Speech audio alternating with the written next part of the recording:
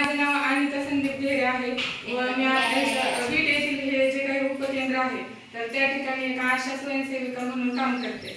तर त्याचप्रमाणे तुमच्या या अंगणवाडी ताई असतील म्हणजे सेविका मदतनीस वगैरे असतील त्या देखील तुमच्या आरोग्याचं किंवा पोषणाचं काम असेल किंवा इतर काही त्यांच्या क्षेत्राशी निगडीत कार्य असतील तर ते देखील त्या व्यवस्थितरित्या करतात। तर आज जे काही त्यांचा विषय आहे तो की ॲनिमिया शोध मोहीम तर त्या विषयावरती त्यांनी आजची ही सभा भरवली आहे। तर त्यानिमित्ताने इथं ज्या काही बायका जमल्या आहेत यामध्ये गरोदर व स्तनदा देखील काही असतील किंवा नसल्या तरी देखील तुमच्या घरात देखील एखादी गरोदर माता किंवा स्तनदा माता किशोरी मुली देखील असू शकतात। तर हा ॲनिमिया म्हणजे काय आणि याचा शोध वगैरे कसा घ्यायचा याची माहिती मी आज तुम्हाला थोडक्यात सांगते। तर ॲनिमिया म्हणजे काय तर ॲनिमियालाच आपण मराठीतून रक्तक्षय म्हणतो। आता रक्तक्षय म्हणजे नेमकं काय तर रक्ताची कमी म्हणजे ज्याच्यामध्ये रक्ताची कमतरता असेल। आता रक्ताची कमी म्हणजे काय तर एखादं म्हणतं की मला लागल्यानंतर खूप रक्त येते तर कशाची रक्ताची कमी तर रक्त असं आपण सांगू शकत नाही की आपल्यामध्ये रक्ताची कमी आहे की नाही। तर त्यासाठी आपल्याला HB वगैरे चेक करावं लागतं। HB म्हणजे काय तर हिमोग्लोबिन। तर रक्तातील हिमोग्लोबिनची जी काही टेस्ट असते ती टेस्ट केल्यानंतर आपल्याला समजतं की आपल्यात HBचं प्रमाण किती आहे। जर हे प्रमाण 7 मिलीग्रॅम म्हणजे 7 ग्रॅम पेक्षा जर खाली गेलं तर त्या व्यक्तीला ॲनिमिया झालाय असे आपण म्हणू शकतो।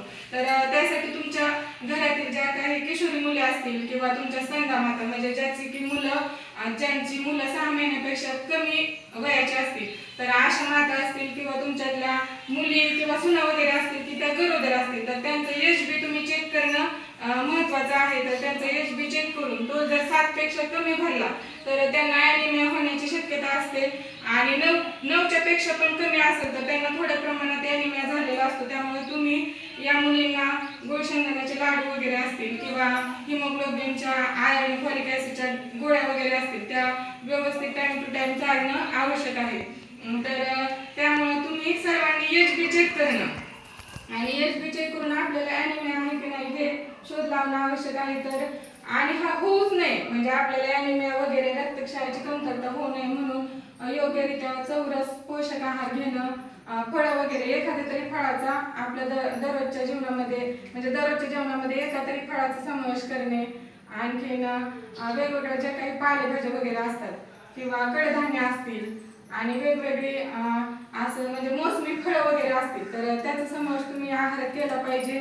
आणि तुमच्या ज्या किशोरी मुली स्तनदा माता आणि गरोदर माता असतील तर यांना जास्त प्रमाणात शक्यता असते की हा ॲनिमिया होईल। म्हणून अशा या वयोगटातील व्यक्तींकडे तुम्ही माता असतील किंवा तुमच्या सासू वगैरे या नात्याने देखील तुम्ही आई असताल तर या नात्याने या मुलींकडं लक्ष देणं महत्त्वाचं आहे। त्यांच्या आहारावर देखील तुम्ही लक्ष द्या आणि तुम्ही स्वतःच देखील HB व्यवस्थित ठेवा म्हणजे तुम्हाला कुठला आजार वगैरे होणार नाही। जरी समजा एखादा आजार झाला तरी देखील तुमचं HB वगैरे व्यवस्थित असेल तर तुम्ही लवकर कव्हर होऊ शकता आणि परत म्हणजे पूर्ववत होऊन तुमची दैनंदिन कामे व्यवस्थित करू शकता। धन्यवाद।